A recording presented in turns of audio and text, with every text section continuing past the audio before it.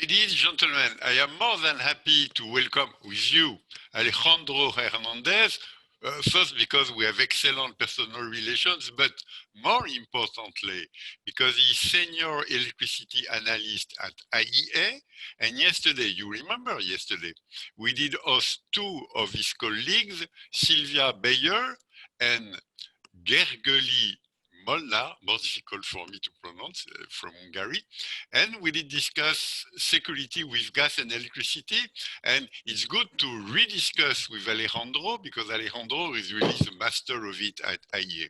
Alejandro, gas and electricity, are they really facing the same issues? Traditionally, we think electricity is operating the flows, and it seems that since a few years, many other ideas are popping up, but you are the master, so tell us, gas electricity, the same issues or different ones? Yeah, thanks, Jean-Michel, thanks for welcoming to this interview. This is a very good question. No, certainly the energy landscape is changing a lot. And I think when we talk about energy transition, this does not apply only to one fuel or to one energy carrier. Yeah. It's affecting the whole energy industry. Which way? There are new actors, there are new sources, and they don't behave differently. And the way we are using energy will start changing a lot. So in this sense, I think this means that there are new issues arising for gas and electricity, but I don't think we can put them in the same pocket. There's a changing last, because for instance, the electricity is still, although we have now energy storage, there are batteries and there are new technologies that are rising that are bringing new dimensions, I would say. No, they are making new tools. This is still pretty small. No, the electricity system is still being run in a real-time basis. No, yes. We have to supply and demand. It has to be matched still in real time. No, even if you have more flexibility on the site, then you can have a better batteries.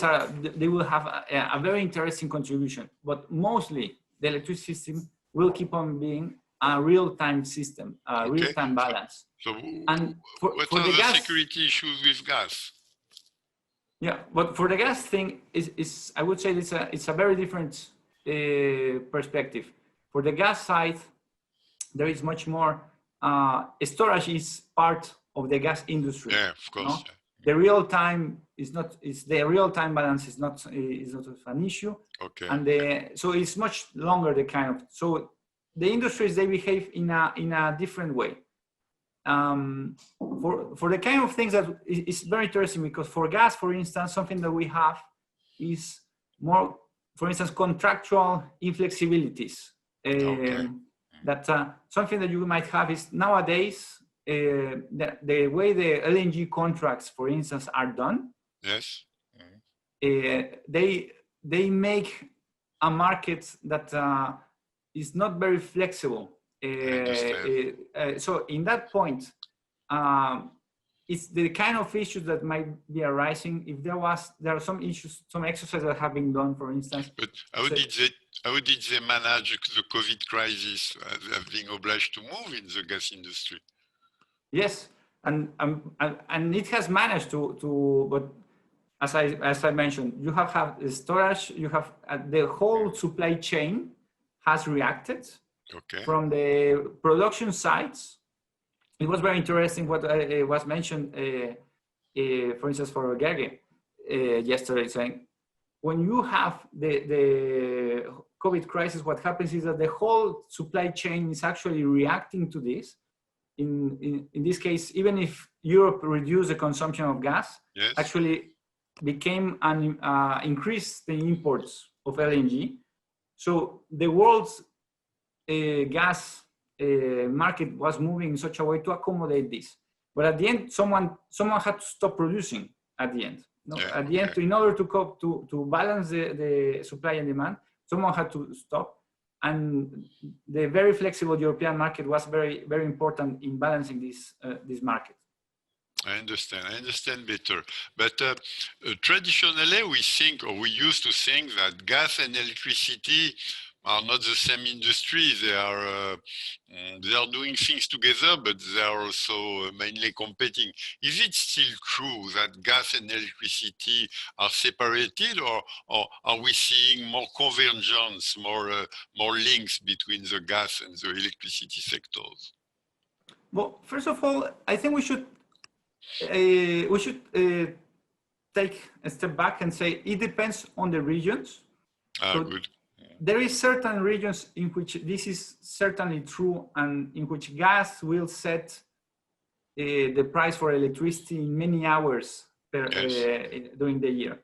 But there are other regions in which this is not the case. So, first of all, I think we should be very careful when we do such an assessment.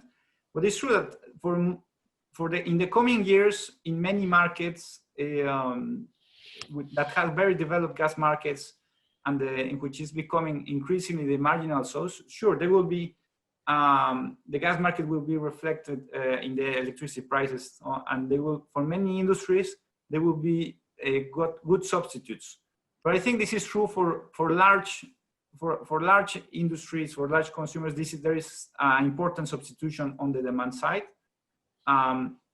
But I think the greatest link will come through the electricity market. So both markets that will be increasingly related. Do you think that the European mantra, sector integration, gas, electricity, is very particular to Europe, or it is something more? It's more relevant. I think in many regions. It will become more and more relevant, the fact that both gas and electricity, they will converge for various reasons. So the gas is from the fossil fuels. When we produce electricity, is the one that produces the less emissions. So it's increasingly favored by policymakers. The gas turbines are a very flexible technology. So system operators and they're very happy having this kind of technology around. So there are many reasons that make that this fuel will be increasingly linked to the destiny of electricity markets. So I think it's not only a question of Europe. There are many regions in which they would start having larger reliance on gas, and they will have to start thinking on how the gas market structure affects the electricity sector. I get it, Alejandro. Now, with your permission, we are going to jump into the other report, Power System in Transition. I've been lucky to read the first draft in August. I did like, because it was very innovative to my eyes, but we are going to look at it with you. Traditionally, security in a power system is reliability plus capacity adequacy. But then another issue is popping, massive renewable. How to manage massive renewable, and how it combines with security or reliability issues? Sure. Well, basically, what we wanted to stress in the report, it is the fact that the institutional frameworks, from investment, from market rules, all the institutional frameworks that were created in the electricity sector, thinking in a different set of technologies. Yeah, of course. That were behaving in a different way, and the fact that you have so many different trends. We are not saying that it's only the fact that there are variable renewables. Variable renewables are a very important one, because first, they have become very cheap, and they will become mainstream, I would say. It's not just another technology or a gadget. They will become mainstream in many systems. And that requires rethinking these mechanisms. And there are very interesting examples. Like very often when you mention adequacy, like the fact there is still many systems, although they are very happy thinking, okay, renewables are very nice, but for adequacy, they tend to think there are only a few technologies that they will provide adequacy. And even this kind of assessments on do we have adequacy or not, they will need to be rethought. Are we going to get what will be the contribution of renewables or not? And for the short-term operation as well, the fact that these technologies behave in a different way, they will need to, we will need to adapt how our markets work. Now, many countries they are well advanced on doing this. And many other countries are pushing more on renewables without actually adapting all the frameworks. So I think that the main message I think would be is how does it match? It matches because you have to be sure that your framework in place matches with the capabilities of the new technologies. Yeah, this is clear, and you said before storage, for example, flexibility, demand response, but there is something else. We have seen in Australia and in California incredible weather shocks, or we have seen in Asia incredible flood. So how could the power systems handle such disruptions? We cannot avoid these kind of events, but certainly we can do a lot to prevent them. And we can, or to be more precise, we can do how we can prepare to how we will react into these kind of events. For instance, it's very particular, but there is a kind of event that I find very, very interesting, which was the wildfires in California last year. And the fact that there were some shares, about 10% of the customers of PG&E who was shut down, they didn't have access for 3 days to any kind of technology. The whole counties were shut down. And it's not that there was no capacity. The traditional concerns of electricity security were not the problem. Okay.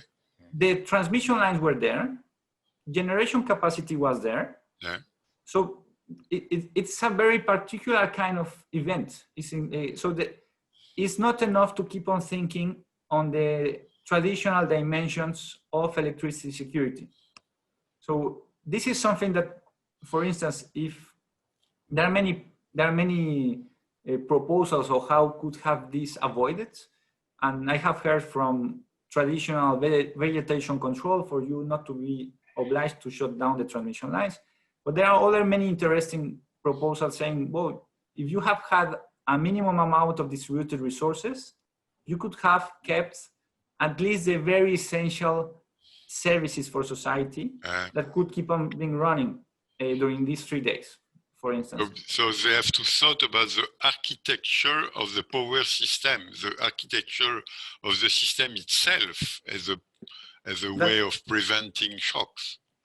That's it. When we talk about resilience, it's like, okay, what do we mean? How we will, these kind of massive events that unfortunately they are going to not only continue happening, but maybe happening more often.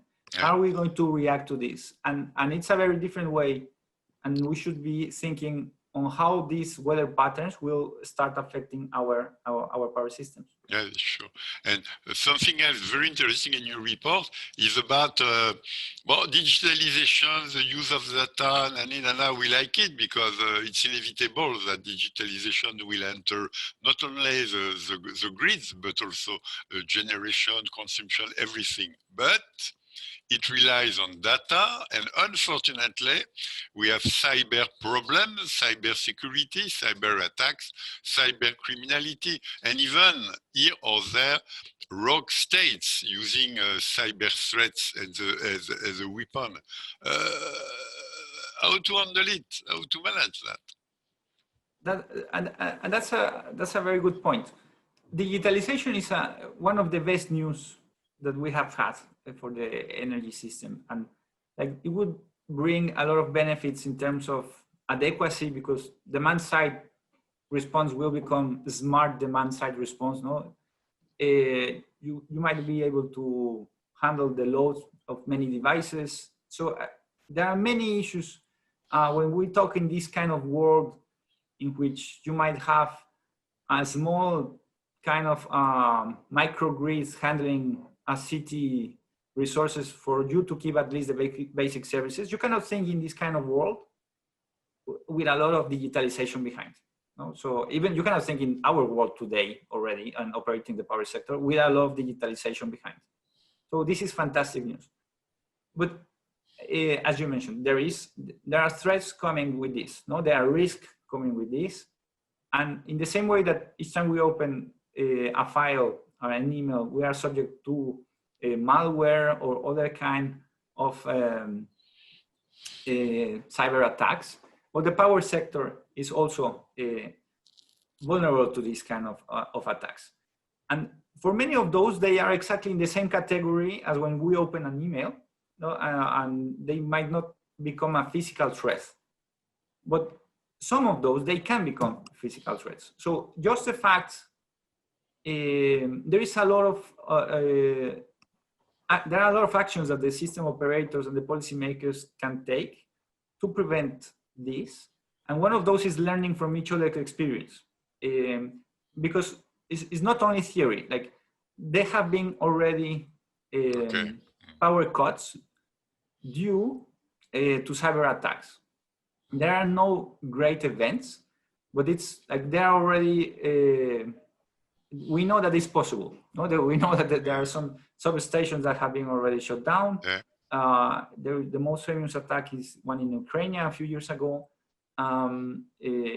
So none of them are huge, but it's possible. And I think that's the main point that we should raise is that, okay, this is another, we will bring all these benefits from digitalization. We need to do the homework in that sense to keep the security. Yeah, of course. If I sum it up, the novelties, we have massive renewables. They are more than renewables because they are massive now. We have extreme weather shocks. We have cyber crimes or cyber difficulties. Can we deal with them with the same regulatory frame, or we need a new regulatory frame? Can we react with the same governance, or do we need a new adapted governance? What do you think about this? No, I think that's the main conclusion, I would say, is first of all, I wouldn't like to give the impression that everything is bad news. Because there are many of these trends that are happening that they will bring benefits, and some of them, and they will reduce, think on fuel security. Fuel security is one of the traditional security concerns for policymakers during the whole 20th century. Well, when you think in cheap variable renewables, one of the dimensions in which policymakers will be less worried about is fuel security. No, it's a domestic source. No, and you might still rely on fossil fuels, or you might still rely on other sources, but this will reduce. Maybe it won't disappear, but it will be reduced. So every country will need to understand how these trends will affect their own power systems. And our point is to say, okay, first you have to make a new risk map for your system. I understand, yes. You will need to update it. And some of these things, they will become less relevant. Some of these things, they will become even more relevant. And you have to adapt for this. And on the question is like, do we need new frameworks? I will share with you last week in a workshop we co-organized with EPRI on distributed resources. We made a question. Last week or 2 weeks ago, yeah. That's it. Yeah. And there was a question that I thought it was very interesting to answer, because we asked to the people, suppose there were no changes in the regulatory framework during the next 10 years. Do you think that distributed resources will become, will improve reliability, it will decrease reliability, or they will have no impact. 52% of the experts thought they will decrease reliability. But yeah, of course. If you don't make changes, suppose you froze the regulatory framework in the next 10 years. So, and I think these are people that are very optimistic on what technology can do for us. No, and but there is a realization that maybe it's actually the problem is not the technology for sure, is that do we have the right regulatory framework behind? So I think that's a very interesting point. Very good. And of course, if I can joke, because I am French, I used to joke, it's more difficult to freeze anything with global warming. Anyway, Alejandro, I enjoy very much discussing with you, and I would be happy to meet you anytime soon, because I would love to go to Paris, which is not for tomorrow morning. But ladies, gentlemen, you can see how interesting it is to discuss with the guys at IEA. There are people like you and me. They are looking at what happens all over the world, but they're experts. It is their job. They do it 24/7, and we are always learning. You can find this report, Power System in Transition. You can read it. It's really food for thought for people operating the companies, for regulators, for public authorities, and also for the public, for anybody having enough education to understand such report. It's extremely interesting, extremely innovative. Congratulations to you, Alejandro, and I hope that soon, next year, we will be able to meet face to face, and why not, you will offer me some Mexican food, because I forgot to tell you, Alejandro is from Mexico. Thanks so much. Thanks so much, Jean-Michel.